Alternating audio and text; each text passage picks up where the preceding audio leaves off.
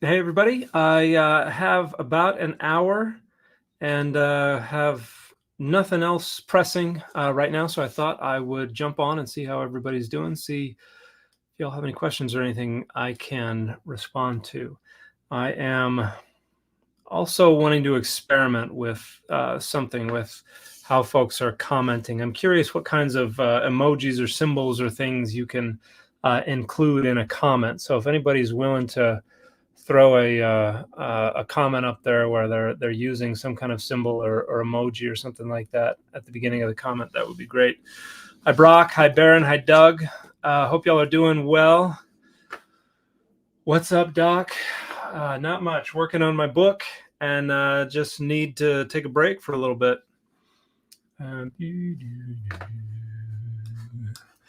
And I'm going to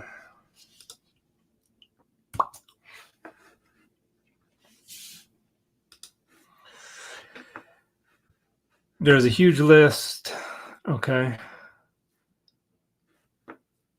Is it different if you're on a phone rather than on a computer?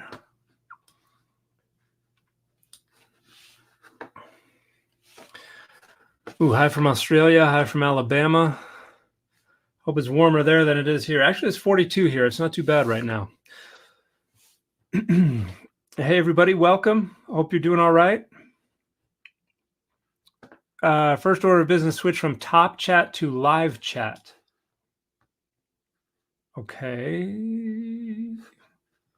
I'm not sure exactly how to do that. Oh, hi, New Zealand. It's a place I've always wanted to go to.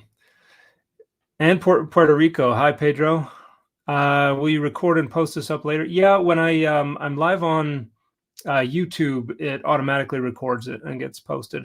Hi from West Virginia. I was born in West Virginia, a little place called Charlestown, just a little downstream from Harper's Ferry. Arizona's only 68. I don't want to be in Arizona for the other 10 months of the year, though. Hi from Italy. Oh, man, it's been a while since I've been to Italy. I used to go for work to a little town on the coast, a little west of Rome called Ladispoli, which has a black sand beaches, lovely area. Howdy from Austria, from Österreich. Hallo, guten Tag or guten Abend.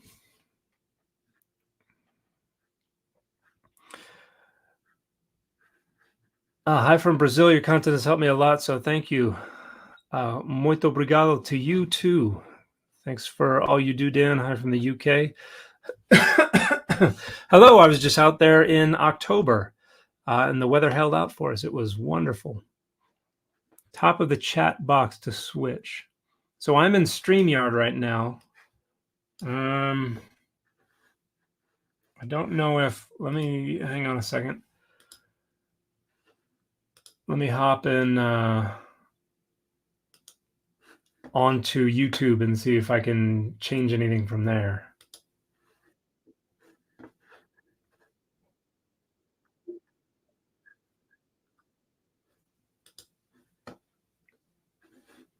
Okay, I think I've changed it to live chat.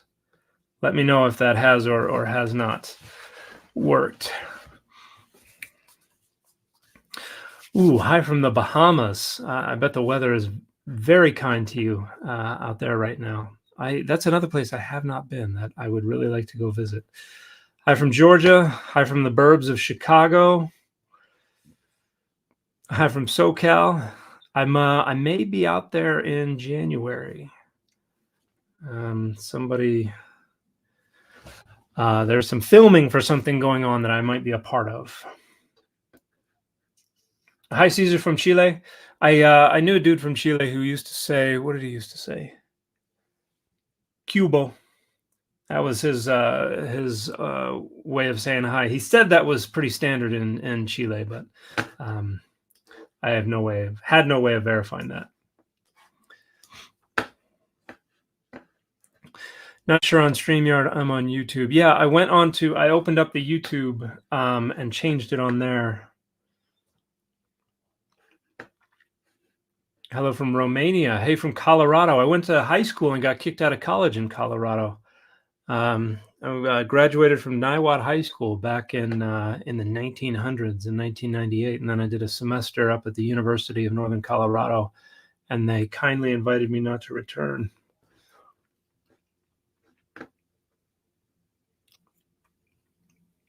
Romans 9:5, and if it calls Jesus God, I'm positive it does not, but maybe I'll have to. Oh, 9:5. What do we got there? Oh, that one. Yeah. So that is. So there are a couple different ways to interpret this, because the Greek says epipanton theos evlogistos, or evlogitos, which could mean who is above all, who is God over all, or it could mean who is God blessed above all. And yeah, there are a few different ways that is interpreted within translations, but the notion that this is Paul saying Jesus, God overall, is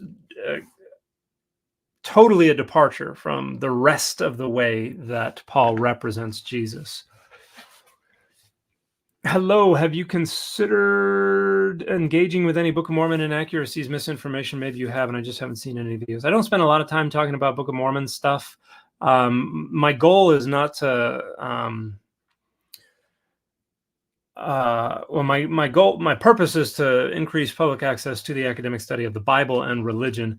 I've done a handful of videos about the Book of Mormon, about the Doctrine and Covenants, about the Joseph Smith translation of the Bible, talking about different aspects of them. And I've published a little bit on the Book of Mormon as well. I have a paper on 2 Nephi 25:23, where I demonstrate, I think pretty conclusively, that phrase or that statement, it is by grace that we are saved after all we can do. I demonstrate pretty conclusively that had to have meant despite all we can do.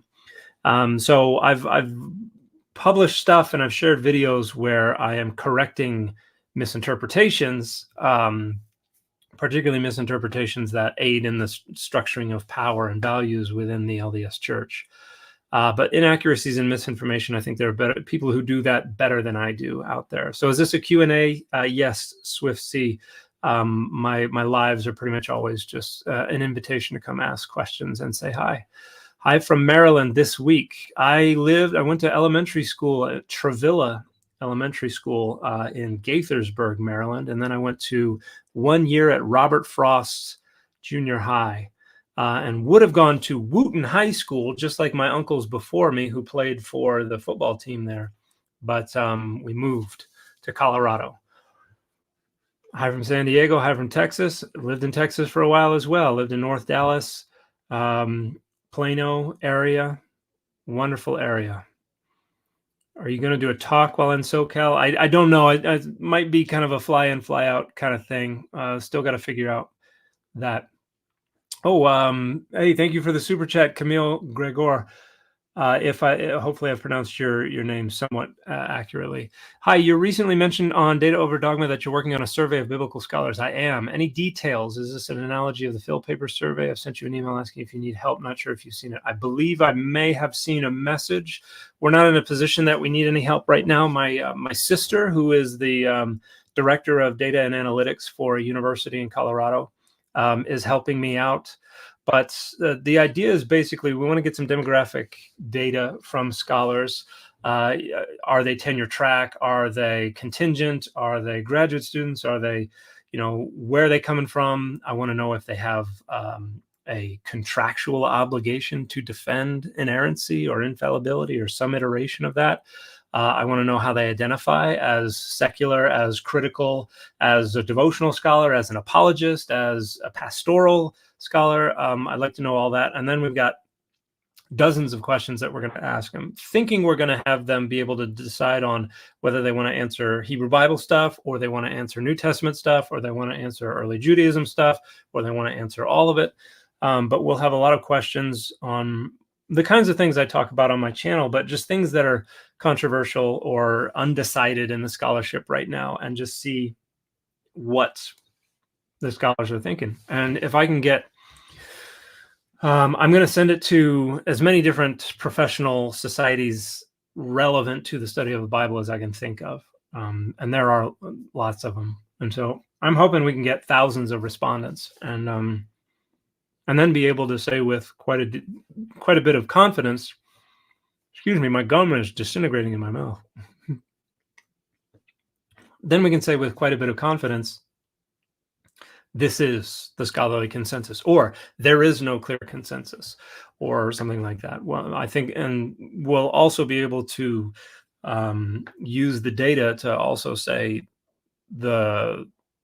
someone who identifies as X is so much more likely to feel this certain way about this question, or something like that.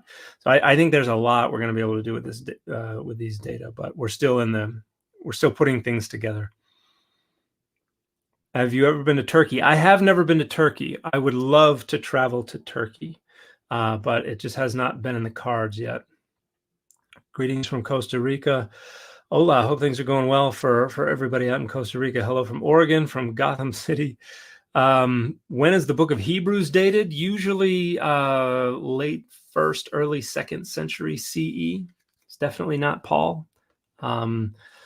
But it's probably a little later on, where Christianity is a little more developed than what we see in the Pauline epistles. Where did early Christians believe Satan resided? Just Earth? Also, what's your favorite Spider-Man villain? I think there were probably a variety of ideas about where Satan resided, but definitely because in Job's, the Satan, according to early Christians, was able to travel up to heaven, but was cast down to earth in that tradition as well. And in Job says, I've been wandering back and forth on the earth. So they probably didn't think Satan was limited to a specific region, but probably that they spent most of their time on earth. Favorite Spider-Man villain is a tough one. I was never really a big fan of the Green Goblin. Yeah, that's a tough one. I've always enjoyed when Spider-Man teams up with like the X-Men or something like that.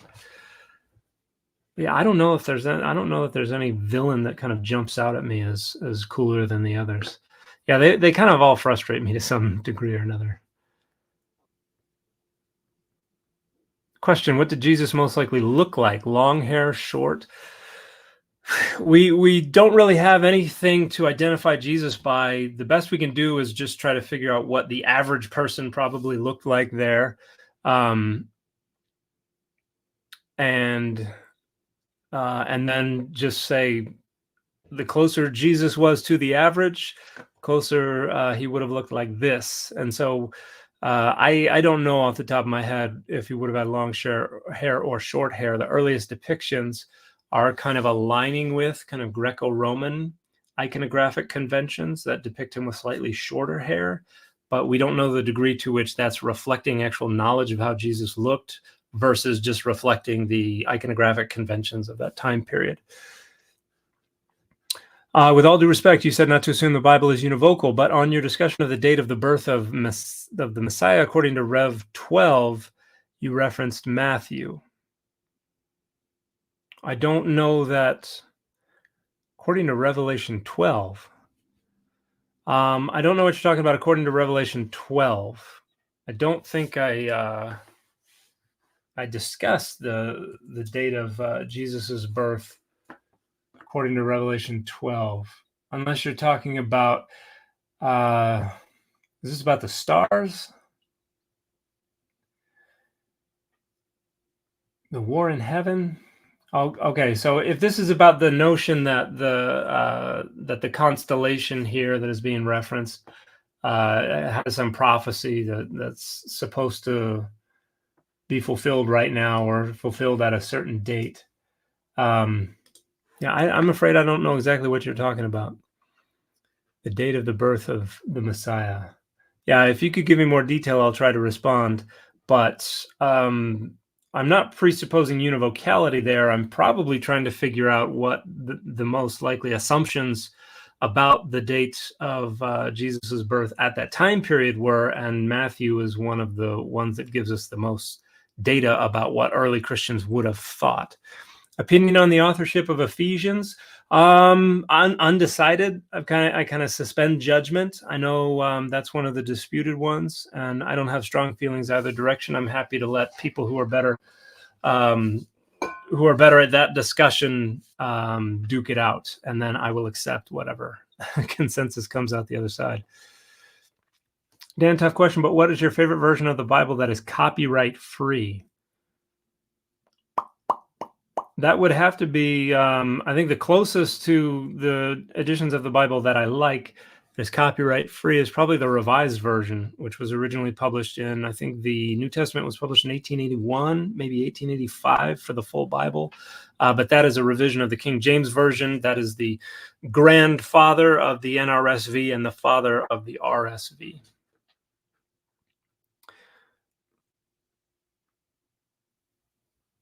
Who annoys you more, Dan Brown or the Raiders? The Raiders. Hands down.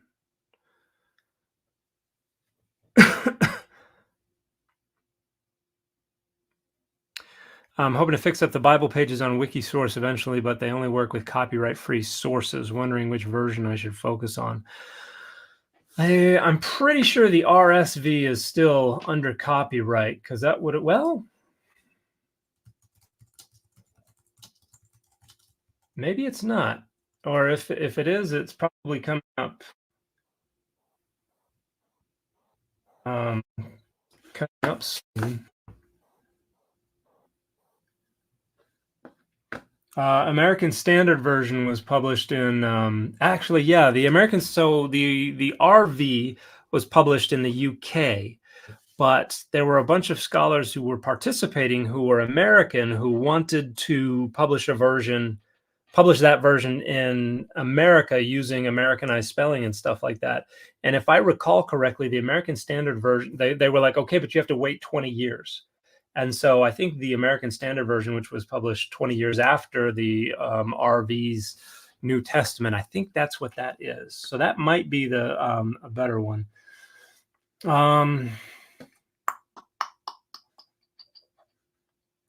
Okay, on September 30th, the RSV Bible was released to the general public. No,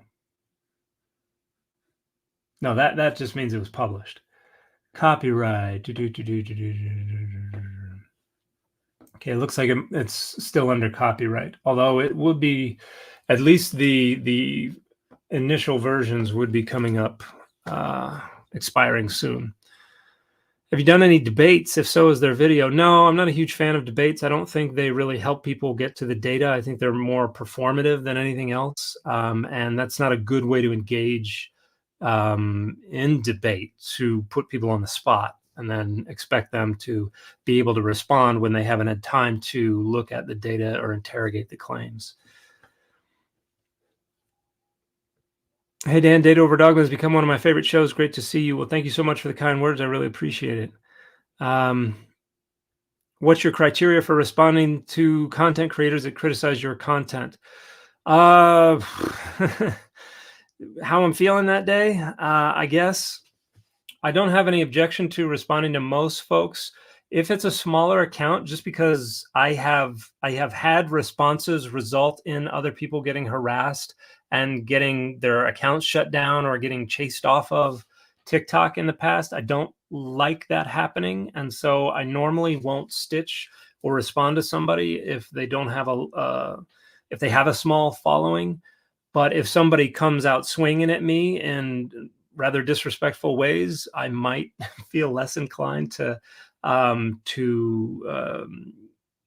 be hands-off in that regard. But I don't have a ton of people making videos directly criticizing my stuff. And the more sophisticated it is, the more informed it is, the more likely I will be to respond, because I think those merit responses. But when it's just somebody who has some totally out of left field nonsensical claims, I just ignore them. Can you recommend a good concordance? Heard you say Strong's is no good. As a concordance, it's okay, because all a concordance is doing is telling you what this translation is what words this translation is translating and where those words occur. But what I prefer is a Bible software like Accordance or like Logos. I think Accordance is much better for looking at the much more intuitive for looking at the original text. But you can do all kinds of searches. There's a very, very robust search function on Accordance. You can search for grammar, you can search for syntax, you can search for different kinds of word forms, you can open up dictionaries, you can do all of that. So I would invest in something like Accordance Bible software. But if you just want a regular old concordance that you can flip through, Strong's is usually serviceable. But you need to know what a concordance is and why you're using a concordance to use it well. If you want it for the dictionary or something like that, then it's awful. I would not use it for that.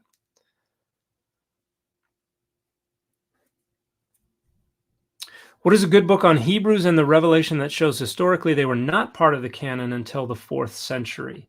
I think Lee Martin MacDonald is the best scholar going on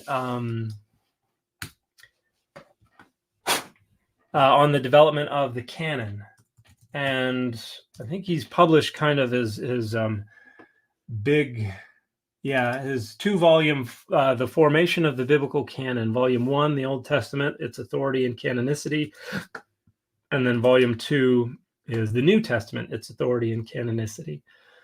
And each one is almost 500 pages. But they're going to discuss all of that kind of stuff in there, or Lee is going to discuss all that stuff in there. The only problem is those are expensive volumes. So, don't go look at libgen.is or anything like that. Actually, I don't even know if it's available there. If you can get institutional access, that's the best way to go. Okay, it looks like I'm way behind on the comments. Regarding the star stopping over Judea, consider that the early astrologers did not understand the planet's retrograde motion. There's been discussion of that. There's an episode of the Data Over Dogma podcast that will be released on Monday, where we will be talking with a Ph.D. in physics who is going to talk all about the star. Aaron Adair is his name. He's a friend of mine. He published a book 10 years ago called The Star of Bethlehem, a skeptic's view or a skeptical view or something like that, where he talks about all the different theories about how this could have been historical and why they don't work. When is your next course? My next course is on, I believe it's a Wednesday, December 27th. And I'm going to be answering the question, what is religion? And so from the study of religion and the cognitive science of religion, I'm going to talk about how the concept of religion developed. I'm going to talk about how and why people continue to insist on trying to define it. I'm going to talk about how scholars use the category. I'm going to talk about all those things. And you can go to didascaloi.com to sign up. You can go to my link tree to find access to Didascaloi if you like. And then, what is religion is the name of the course on December 27th. And then registration is on a pay what you like basis. Everybody who registers will get sent a Zoom link the day before, and then the day after you'll get access to a recording of the class, so you don't have to attend live if you are unable to or don't want to. And it will be at 7 p.m. Mountain Standard Time. Have you read the works of Hugh Nibley? Do you have any thoughts on him? I have. He's quite a parallelomaniac. I thought for his time, he was a wonderful Latter-day Saint scholar, but drew a lot of parallels where they didn't really exist.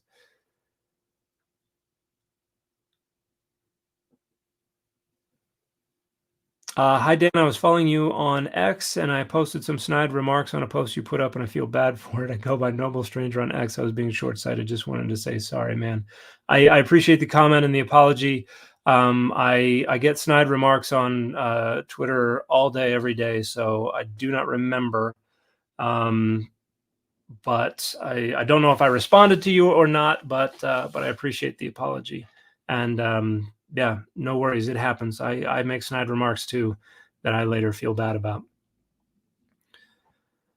Are you doing anything public in SoCal? If so, I'm there. Missed what you said. I said I may be in SoCal second half of January because of some filming that is going on that I may be a part of, but I don't know for sure. But it sounds like there might be interest in doing something. I would not be opposed to trying to see if there's a possibility of organizing some kind of something public. I'd be happy to do something like that, but I don't know that I have the bandwidth to actually plan it and put it all together. But I would have to know that I'm going to be there for sure anyway. But maybe when I find out whether or not I'll be there, I can put up a bat signal and see if there's anybody in SoCal who wants to get together and if there's anybody who can actually organize it. Do you have any audio versions of any of your writings, and would you be interested in doing so? I offered to. So this is my open access book, Adonai's Divine Images, A Cognitive Approach, published by SBL Press, and I offered to record myself reading this book for them for free, as long as it would be distributed for free, that they did not charge anybody for it, and they are still considering that. So yeah, but I'm working on a trade volume right now that will have an audio version, and hopefully I'll get to be the one to read it. Would you debate William Lane Craig? I don't know what we would be debating about, but again, I'm not a huge fan of debates. I don't think they're very helpful. I think they're just performative. Oh, thank you for the super chat. Black Conscious and Rich BCR. I seriously love your work. Can you please explain your professional perspective about the Lamanite mark?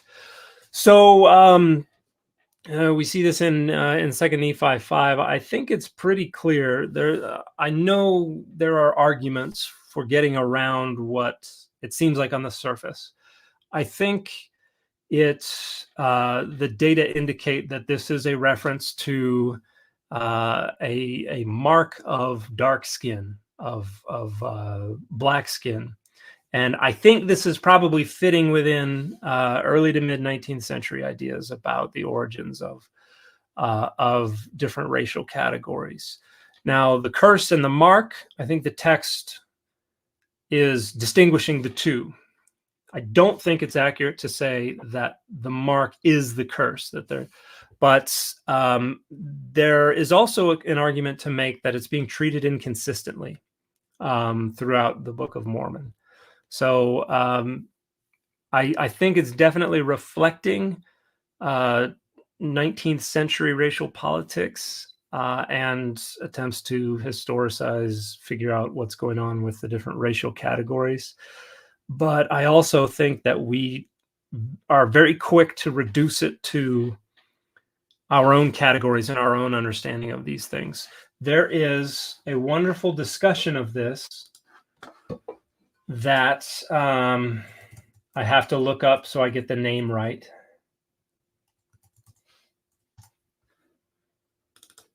Okay. Jared Hickman, The Book of Mormon as Amerindian Apocalypse, has, I think, probably one of the most sophisticated discussions of the Lamanite mark in there. And I think that's a paper.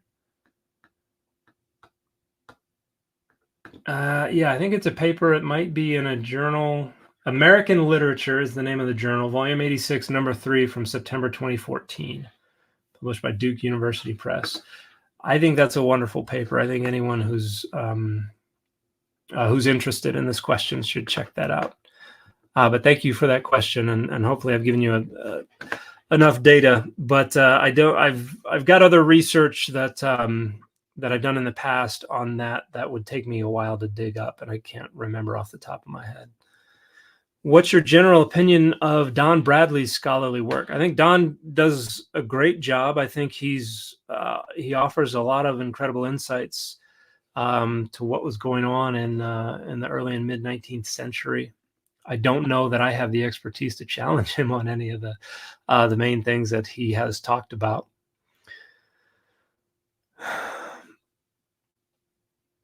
Hey, Dan, have you ever read the Iliad in Greek? I've read portions of it. I haven't read the whole thing. David Manthos, thank you for the super chat question. What are some of your biggest appearances in the coming months? I would love to see you live at a conference or book signing.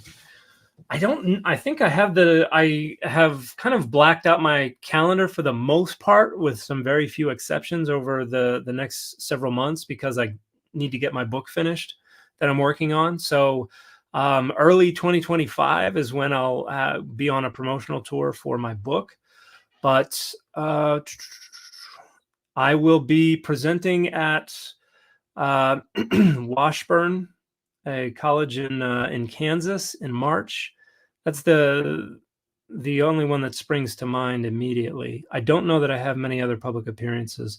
I have not yet fully leaned into the public speaker role. I have no objection to that role. I think I would like to begin to do that more frequently. But like I said, because of this book I'm trying to get finished, I actually have 2 books I need to get finished. One of them is just an edited volume, though, but the trade volume I need to get finished before July. And so I've kind of tried to minimize the stuff I'm traveling for. But like I said, I may be going to Southern California the end of next month. So, but I'll let y'all know if I am able to get anything planned. Do you use any Bible software like Logos? I use Accordance. Are you a physical book guy? I'm also a physical book guy. Are you an ebook guy? I don't like EPUB. I like PDF. The overwhelming majority of my library is PDF. Will this survey result in a published report? Yes, that's the plan.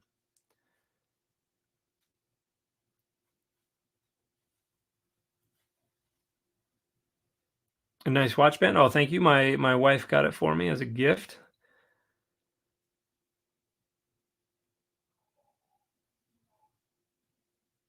Thank you for the super chat question. Get it? Respond to Testify. He's making a lot of videos on you.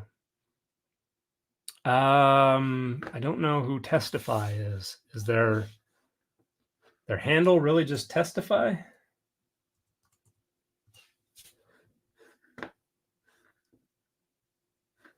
I don't know who that is. I get tagged in hundreds of videos every single day, so I don't see all of them.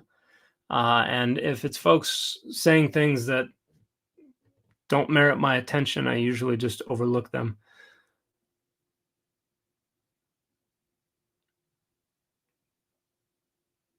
Have you ever specifically engaged with the work of Richard Carrier? I think a few times in the past, just briefly.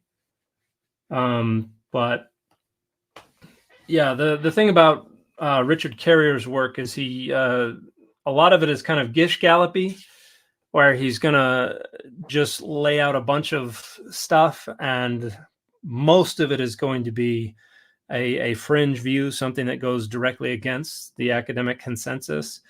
And most of the folks who champion his work at the same time are also going to engage in those kind of gish gallopy. Well, here's the thing. Well, here's my response to that thing. Well, what about this other thing? Okay, here's my response to that other thing. Well, what about this third thing? Okay, here's my response to the third thing. What about the fourth thing? And it's never ending. And so I've learned through sad experience that it's not incredibly productive to try to engage too directly with those kinds of folks. But there are some, and I've got other friends like Kip Davis and others, Daniel Galata, who have published responses to Carrier's work and who have engaged him on YouTube and elsewhere, who I think do a much better job than I would anyway.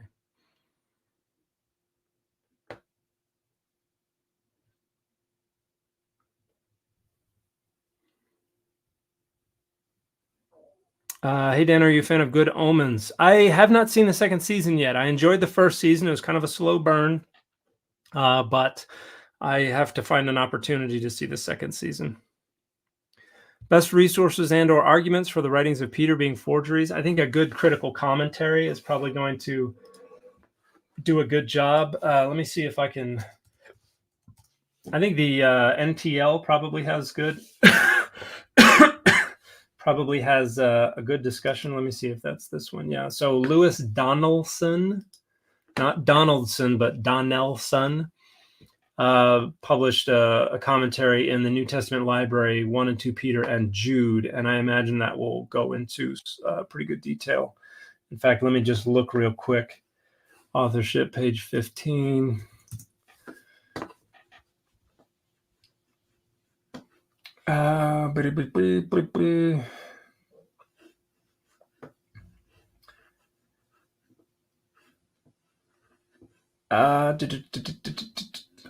Yeah, so Donaldson says there are a few pages of discussion and then concludes it's even possible that it came from the hand of Peter himself, although that seems unlikely. Uncertainty over authorship and provenance suggests a certain modesty in reading strategy. So I imagine there will be good stuff in there on the reasons that that it's unlikely that Peter is the author. Venom, no, this shirt is the main man. Do you like video games? I used to love video games. I had an original Nintendo when it first came out. And then I think the last video game I actually regularly played was GoldenEye when I was a freshman in college at the University of Northern Colorado. And I haven't owned a video game console or played video games regularly since then.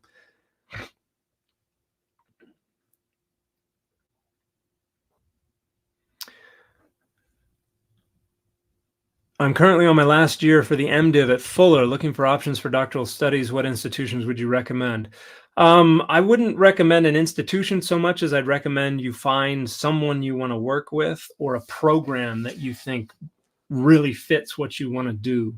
That would be my recommendation, because what I did and what I have seen people who have really enjoyed their doctoral programs do is go find a person that inspires them, that they think does great work, that resonates with what they do, and then go talk to that person and say, hey, I'm interested in doing this. I want to work with you. And that's usually a better foot in the door, in my opinion, to get into doctoral programs. Or if there's a program somewhere where, they cover this and this, and you really love the intersection of those two things, or they offer you resources, or they offer you programs that really resonate with you or fall right into your wheelhouse, then that's what I would look for. But I'm not the kind of person who would just say, well, you need to go to this school, because I don't think that's true. I think people can be successful anywhere where they're going to remain engaged and remain excited and work with good people. That's the other thing. A lot of people overlook the people and just worry about the reputation of the institution, and then end up working with awful people. And there are awful people out there. So I would look for the people you want to work with more than anything else.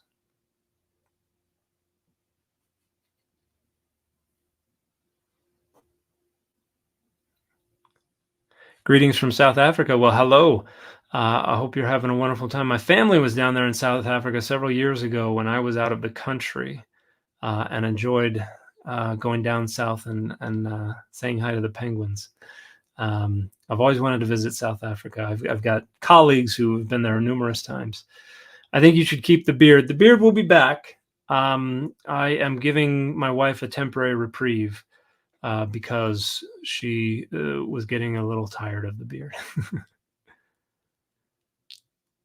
Oh, Venom. Somebody was saying Venom as far as Spidey's enemy. Yeah, actually, I think some of my favorite storylines involve Venom. And I particularly like Sarah Pacelli did a run on Ultimate Spider-Man with the Miles Morales storyline, and I thought her representation of Venom was phenomenal. So yeah, thank you for the correction, but yeah, I think Venom has got to be up there.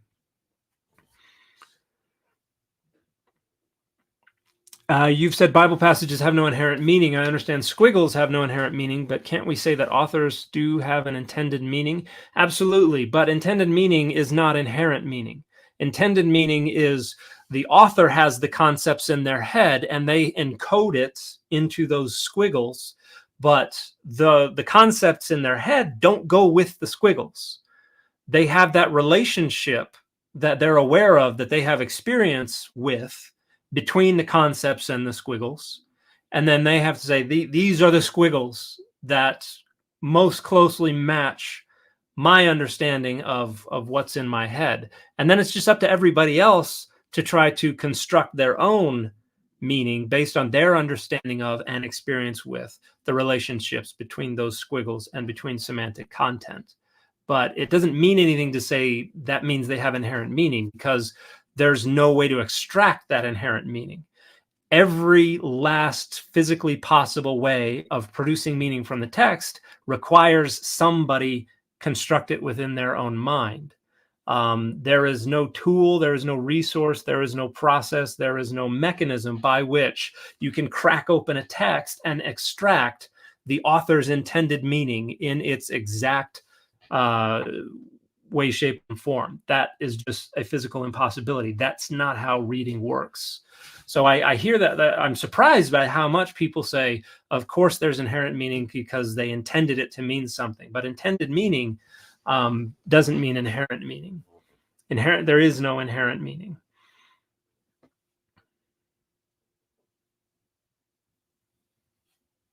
What do you think of the Bible borrowing ideas and stories from ancient times before it, Homer, Gilgamesh, etc.? Yeah, I think that that happens. I don't know about Homer, but certainly Gilgamesh has influenced the shape of some of the early stories in the primeval history. And we also have some Greco-Roman literature that influences the way that Jesus is represented in certain parts of the Gospels, and particularly John and Mark is probably also doing a little of it as well. But that's kind of the nature of all storytelling, is that you gain some purchase on the audience by drawing connections with things they're already aware of. And at the same time, some of this is not borrowing directly from another text so much as drawing from the same shared sociocultural matrix. So a lot of it's inevitable. Some of it is probably not so much saying, "Ooh, I like that, I'm stealing it," but saying, "Oh, that's how you think it went? Well, I'm going to tell the story in a slightly different way, and this is how I think it went." And then you can kind of see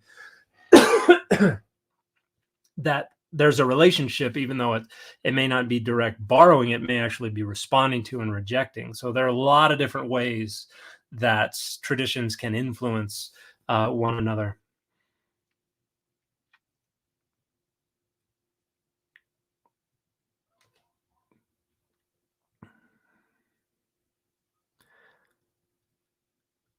Did anyone ever write back to Paul? Romans, Corinthians, Ephesians, Thessalonians, anybody? Almost certainly, but we don't have any of those texts. And yeah, I don't know that we have. There may be some pseudepigraphical writings like that, but it strikes me that there are probably few people out there that wanted to claim to be clapping back at Paul. So what is Azazel referring to in the Torah? So the only reference is the scapegoat that goes out for Azazel. It's probably some kind of deity, some peripheral malevolent deity or demon that occupies the wilderness that has some relationship to this goat that's going out there. But it gets developed later on. If you look in the Dictionary of Deities and Demons in the Bible, or the DDD, published by Brill, there's going to be a good entry on Azazel. And then honestly, I don't know if I have another. I may have a book or paper or something on Azazel. No, nothing with Azazel in the title. Has adoption of astrology always been fringe at best in Jewish writings? No, I think the adoption of it into Jewish writing has subordinated it to Jewish frameworks so that it bubbles to the surface in different ways than we see it in Hellenistic astrology, but I think it's always been influential. As you have them referring to specific, I think Babylonian astrology was probably more influential than Hellenistic. But once we get to like early synagogues, there are a bunch of astrological signs and symbols and imagery that get incorporated into mosaics and things like that in early Christian and Jewish architecture. Favorite Bible scholar that inspired you? My doctoral supervisor, Francesca Stavrokopoulou, is probably my favorite. And then I would say Mark S. Smith, author of The Origins of Biblical Monotheism, is another one that has inspired me.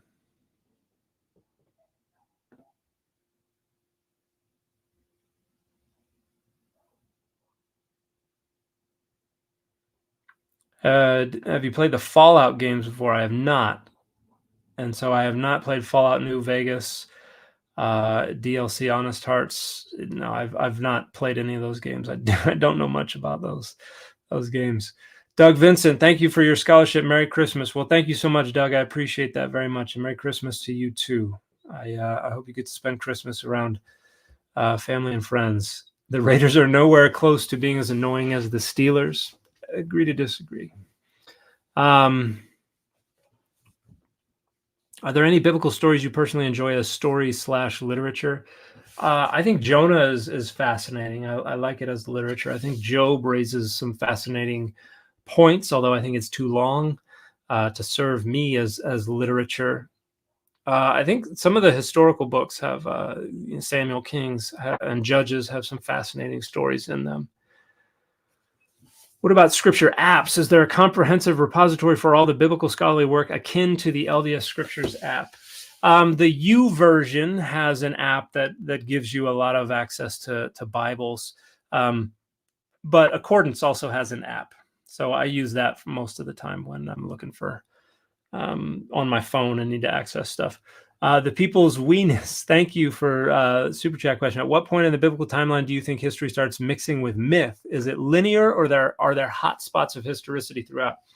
I think once we get past around 850 BCE, which is where we start to see historical narrative pop up within Northwest Semitic literature, starting with monumental inscriptions, but then getting into historical annals and things like that. I think that's where you begin to see more historical writing, or that's where you begin to see historical writing with the Hebrew Bible. Prior to that, your main channel for everything is going to be poetry. And so poetry is going to be a mix of ideology and history.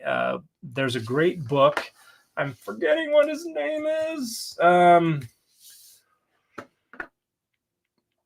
First name is Daniel, but that's not going to help at all because Piosk. Yeah, there we go. I don't know how you spell it or pronounce his name. Daniel Piosk or Piosk, Pioske.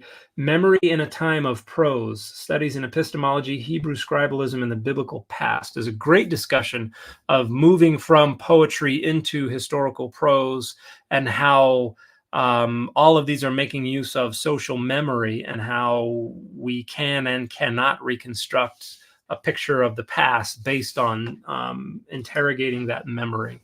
So that's, I think that's probably the best discussion out there.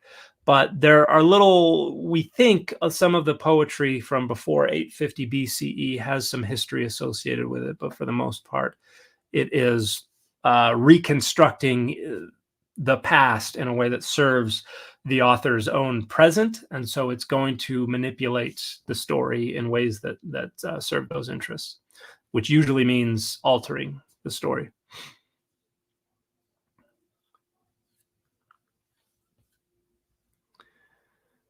This is not my serious question, but how many T-shirts do you own? I notice not many duplicates wear at time. I own a lot.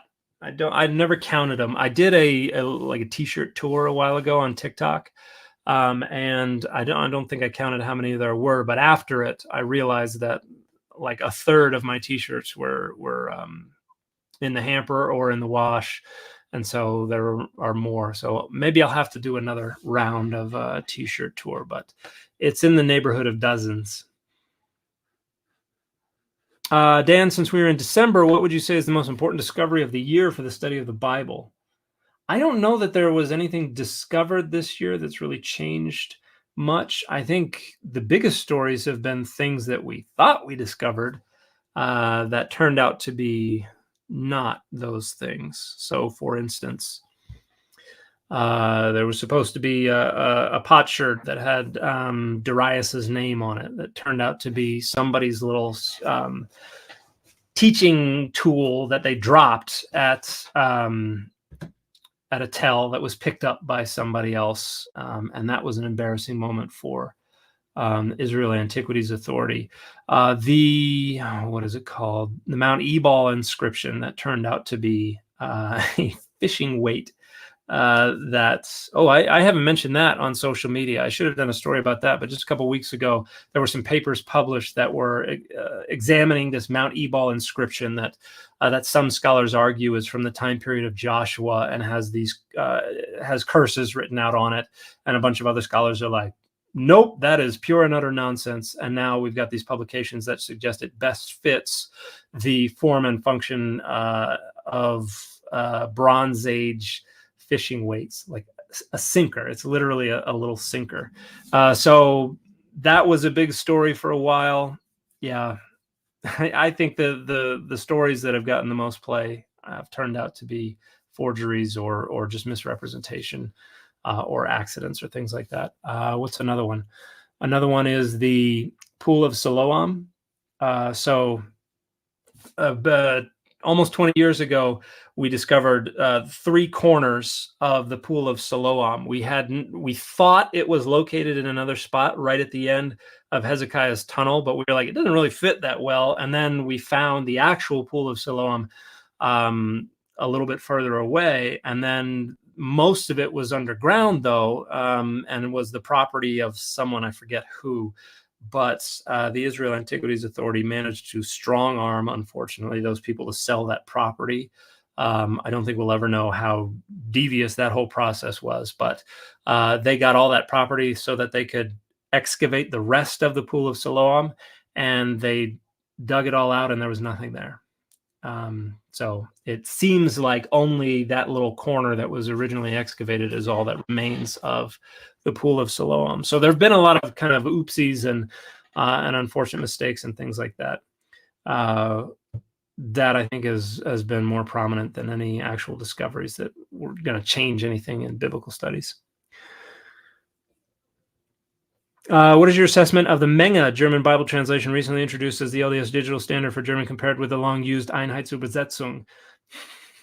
I was the one who did the evaluations and identified the Menge as the translation that we would use, and that was based on some standard tools that I helped produce for evaluating the text, both independently and using membership feedback to evaluate how they liked it. And there are a bunch of factors that came into play on why we went with the Menge. But I think the newest edition of the Einheitsübersetzung is probably the best translation in German available right now.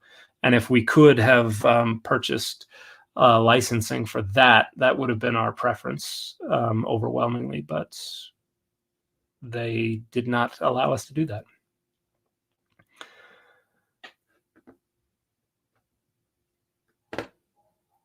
All right, I've got about 7 more minutes. Somebody's supposed to be showing up in a few minutes to the house. So as soon as I hear a knock on the door, I'm going to have to bolt pretty quickly. Any relation to a Greg McClellan? He's a Baptist pastor in Minnesota and also my father-in-law. I doubt there's any relationship whatsoever. If you had to pick one book in the Old Testament to understand the Hebrew culture and beliefs, what book would that be, and why is it Song of Songs? There's a lot of interesting stuff about culture and beliefs in Song of Songs, but the books come from so many different time periods and even from so many different regions that they represent different features of Hebrew culture and beliefs. So like Ruth, there's a lot of stuff going on in Ruth that helps us understand stuff. Esther would help us understand a lot of post-exilic Persian period cultural things. Song of Songs has its deal. Proverbs has a lot of information in there. So there's a lot. Are you familiar with the work of Dr. John Walton? I am. If so, what are your thoughts? I think there's a lot of good information. I think John is a little bit more on the conservative side. I would disagree with him on a number of things, but for the most part, I think there's lots of great information in his books. I think they're worth reading. Question for you on Eve in the Garden of Eden. How could Eve see the fruit if her eyes weren't open? The eyes being open is a figurative reference to them having full understanding, not just not being able to see physically. You mentioned in a video that there's no part of the Bible that prohibits polygamy. When I was a Catholic, I was taught that Matthew 19 prohibits divorce and polygamy. Were they misunderstanding the text? Yes. Matthew 19 is, there's a part that refers to Genesis 2:24. And Genesis 2:24 is not remotely a prohibition on polygamy. Polygamy was normative for centuries before and after the composition of Genesis 2:24. That's a misunderstanding of the text. Why does the Apostle Paul have so much authority within the church when he had no firsthand knowledge of Jesus? Because his letters survived and became authoritative, and he wrote letters, wrote stuff down. He was the first to write things down, and I think his version of the gospel probably appealed to more of the Greco-Roman intelligentsia, which would become the foundation of the institutional church as it grew. Is there a digital Bible that you recommend or is the most accurate? I don't think there's any Bible that is purely digital that is different from anything that's out there. I normally, for the full Bible, recommend the NRSV, the updated edition specifically. For the Hebrew Bible, I recommend Robert Alter's new translation. Those are all fundamentally print, but are also accessible in digital versions. Hey, Dan, what's the cheapest way for lay people to obtain personal copies of academic books? I've collected almost all of Anchor and Hermannea for my home library. Ooh, yeah, that gets expensive real quick. Those are things you got to kind of look out for sales. Hermannea, for instance, well, every now and then, if you just check their website every few weeks, you'll find them running sales where it's like 50, 60% off on a handful of volumes.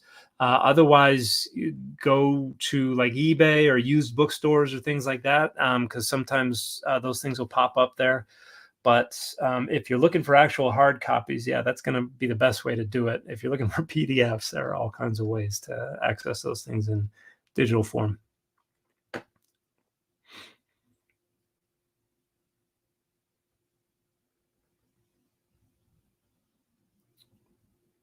I personally love to know what your thoughts on the reorganized church are. LDS, now Community of Christ, compared to the LDS. Much more progressive community. They're not without their issues, but I know wonderful members of the Community of Christ, and yeah, I think they're great people, and they've had to renegotiate an awful lot regarding the history, just like the Salt Lake-based church has. Favorite Ehrman books? My favorite is going to be How Jesus Became God. Just because that overlaps with a lot of my own work on divine agency Christology. On the media platform X, I was not very polite with you in a comment and you blocked me. I wanted to apologize. I go by Church of X. Oh, I'm sorry about that.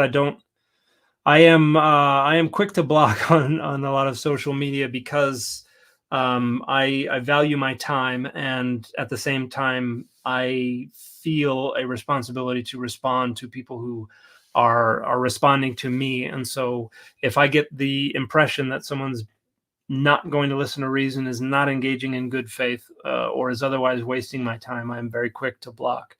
But I will be happy to go back and check my my block list and see if I can find you. I will be happy to unblock you. And I'm sorry that it came to that. But yeah, the quickest way to get a block from me is to make me feel like I'm having my time being eaten up for something that's not going to be productive. Kevin Clark, thank you so much for the super chat. Do you have an opinion of Thomas Paine's interpretation of the word prophecy that he talks about in his book Age of Reason? I'm familiar with certain features of Paine's discussion in Age of Reason. I don't remember exactly about his interpretation of the word prophecy. But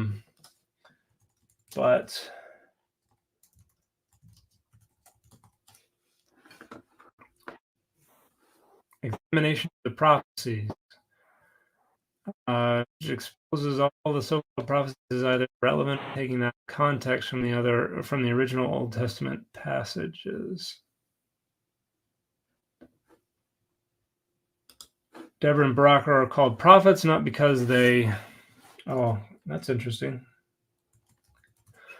but because they composed the poem or song that bears their name in celebration of an act already done. Yeah, I think there's definitely something to that. That prophet anciently was not necessarily someone who predicted the future, but someone who could pronounce judgment, someone who could try to exhort for a change in behavior, someone who produced some socially significant literature or poetry or something like that. Did someone knock on the door? Oh, okay. So yeah, I think Thomas Paine is tapped into something important there about prophecy. When we think about prophecy, we're looking back on 3,000 years of interpretation and kind of the accumulation of all these ideas about what this means, and the ideas that are more approximate to us and the ideas that have been around the longest are those that are going to kind of bubble to the surface of our interpretation. But I think Paine does a great job of kind of cutting the Gordian knot and noting that they have an entirely different idea anciently. Hey, Dan, I was wondering when the Christians stopped seeing other gods as well, other gods, and saw them as demons in disguise. I think that actually happens within Greco-Roman period Judaism. So Christians kind of inherit that idea. But certainly the line that divided gods from demons in disguise was a porous and fuzzy one. And so there were certainly folks who recognized demons, gods, not really a big difference there. So I think that was pretty early within Christianity.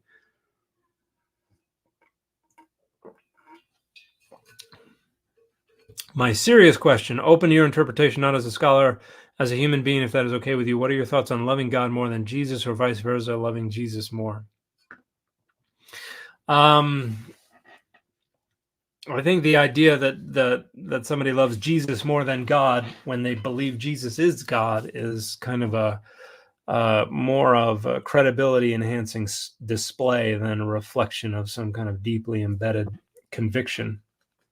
And a lot of within the cognitive science of religion, they talk about how a lot of religious beliefs are not so much deeply held convictions and beliefs as they are credences, or things that you sign on to in order to access the benefits of being a member of a group.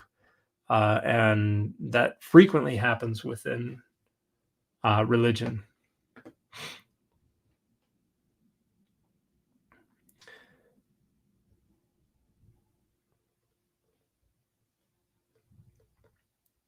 Charles Forsyth, thank you so much for the super chat. Thanks for sharing your knowledge, very valuable. Well, thank you very much. I appreciate that. And I am very glad to hear that you value what I'm sharing. And Stevens, thank you for the super sticker. I don't know what a super sticker is. I got some, there are evidently a few different super things that happen here, and I'm not sure I understand them. Jody Blonde 8, why does the Apostle Paul, okay, so I think I responded to that question earlier, but thank you so much for the super chat question. I appreciate it. And it sounds like my wife is home, so we'll be getting close to time to sign off. Jay-Z, is there a critical edition of the KJV? Anything like the Oxford Annotated Edition? Can't wait for the upcoming trade book. Well, thank you very much. I can't wait for it either. I can't wait to finish it. Critical edition of the KJV, not with nearly as many notes. That would be interesting, though. There are all kinds of devotional study versions of the King James Version, but I don't know about a critical one that would be like, this is why they translated it this way, and we know better from this manuscript. That would be a fascinating text. If it is not already out there, maybe somebody needs to put it out there. I'll have to look more into that, but that is a good question. I think that would be a fascinating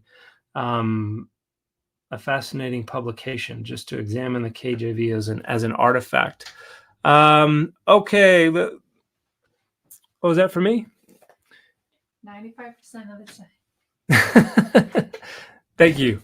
I just got a package, but it is from a friend of mine. It's from Jason, who I don't know if he's here right now, but Audrey Arnett, thank you for the super chat. I really appreciate your commitment to open access. Well, thank you. I as a poor graduate student, I quickly became I quickly became a big fan of open access stuff. And as I got deeper in graduate research, and I realized that we compartmentalize ourselves and we're fighting against ourselves in so many ways because we publish in places that are not accessible. So I've tried to make open access a priority.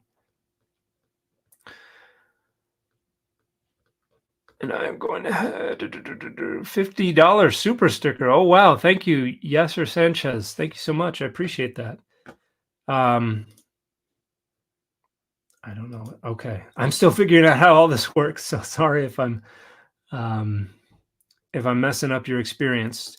Tony Golden II, do you believe there's still a lot to learn from Bible, even if it's not literal? I think there's a ton to learn from the Bible. I think there are things in there that have things to teach us. I think there are things in there we need to correct. And I think there are discoveries that are going to be made that are going to help open up things about the Bible that we either have not understood or have misunderstood in the past. So yeah, I think there's still a lot for us to learn. Skeptic Poet, thank you so much. What is a piece of data that pushes his Jesus historicity to more probable? The James, brother of the Lord references. I think when we consider like the James, those references are one thing.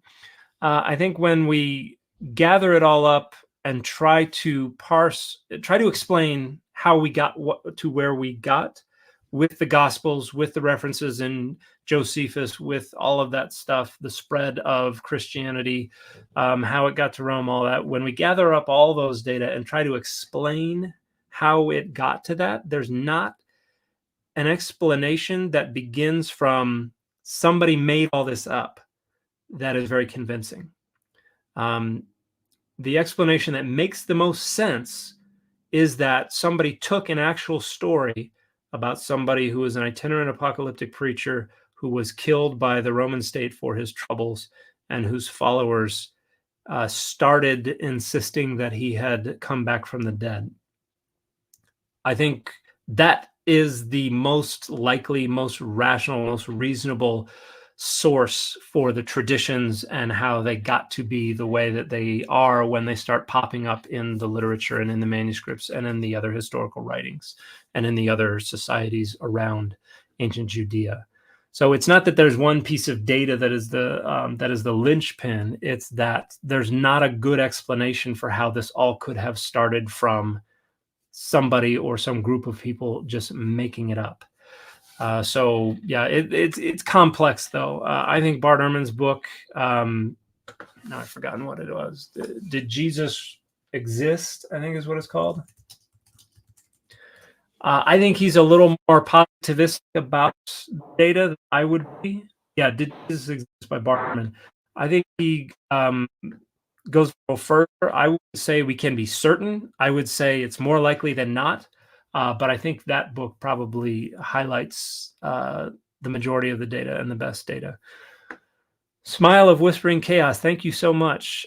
Just finished Esther Hamori's God's Monsters, and I want to thank you so much. As a recent atheist, it really gave me some comfort and closure regarding the things I had found troubling about God. Wonderful. I'm so glad you enjoyed it. It is a wonderful book. Esther is a wonderful scholar. We're going to be having her on the podcast at some point soon, but if you are not aware of her book, God's Monsters, Vengeful Spirits, Deadly Angels, Hybrid Creatures, and Divine Hitmen of the Bible is a wonderful discussion of all the creepy crawlies in the Bible and how most of them are actually doing God's bidding. So Buzz Troy, €5. Thoughts? Jesus used clay to heal the blind man. Yes, that is some a little bit of magic going on. In this time period, the notion that you would use tools and things like that, substances to heal, was very common, and so not a big surprise, although it conflicts with how we tend to think of the division of magic from miracles. But there's the two-stage healing in, I think, Mark 8. So yeah, that's just something that back then wasn't a big surprise. He was kind of a magician. Kieran Graulich. Hi, Dan. What is the scholarly value of the Didache? From my layperson understanding, it seems invaluable, but I hardly ever hear about it from biblical scholars. It's a wonderful snapshot of late first, early second century ideologies. It's like the doctrines of a specific group of Christians from that time period. So it's invaluable for reconstructing how a certain group of Christians felt in that time period, but there's not a ton it can do to inform much earlier than its composition, which I want to say is right around 100. But the first, second century AD. Yeah, so late first century or second century. So yeah, I'd probably default to saying right around 100 CE. Hang on a second. My podcast co-host is sending me something.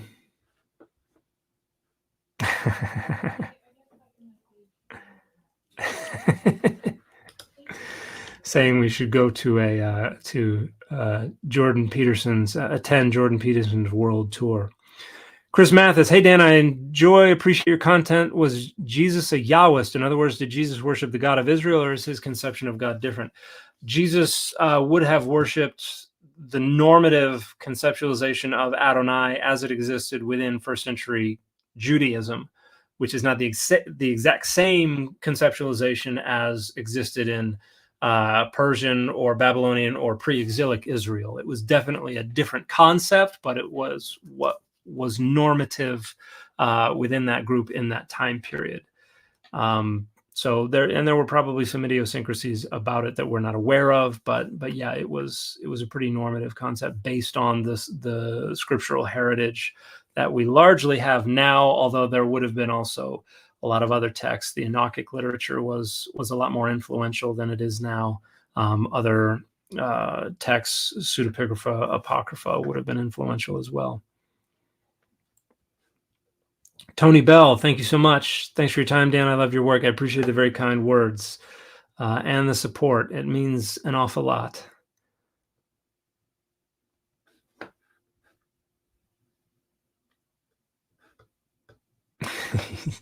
He's been beached. All right. It is time for me to go. I appreciate your time very much. I appreciate the support, all the super chat and super stickers, whatever those things are. And there's probably other super things going on in the background that I don't know about, but I promise I will try to learn so I don't look like such an idiot when I'm up here. Dr. Nehemiah Gordon is a Hebrew scholar and a Karaite Jew. He says that the name of God is Jehovah and not Adonai. What say you? I need to know which one is correct. It is crucial to me. I've seen Dr. Gordon's research, which is basically taking the vocalization based on Adonai that is used in the Masoretic text and other manuscripts and saying it's not Adonai, it's actually Jehovah. And I don't think there's a lot to that theory, and it's not remotely close to a consensus. The overwhelming consensus is that the vocalization we see there is coming from Adonai or Shem or something like that. So it is a very fringe view. All right. Thank you so much, everybody. I appreciate your time again. I will try to do lives more regularly when I have an opportunity. And another way to get better access is I do have a Patreon, patreon.com/McClellan, where I have been discussing with some of the subscribers there about how to make sure that the private live streams that we do there are more beneficial to them and that they're getting what they want out of it. But there's also Discord access and other incentives for signing up through the Patreon. So that is one other way that I'm trying to make this a viable full-time endeavor. And so that I can continue to create this content and write these books and do these things.